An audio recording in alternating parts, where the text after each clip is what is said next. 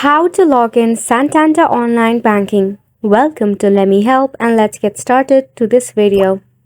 For this, launch a preferred browser and search for Santander Bank. In here, to log in, select on the first suggestion, that is Online Bank Account Personal Banking Santander Bank. You'll be redirected to its official web page. Santander Bank is one of the best financial tools that provides you advice for each of your personal or business banking. In order to sign in into your account, at the top you should find a login portal. Tap on it. In here, firstly enter your username or your user ID.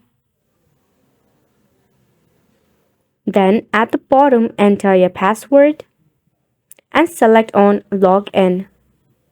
In the case of forgotten username or password, select on either of this option. In the case of forgotten user ID, you'll be easily able to recover it or just sign in into your account by using alternative method. As you can see, there is 3 of the process, that is identification, verification, and success. For that, enter your social security number and your DOB, then select on Continue. Once you are verified, you shall be able to log in into your account. If you need more help, you can check out for Search Our FAQs, that is at the side.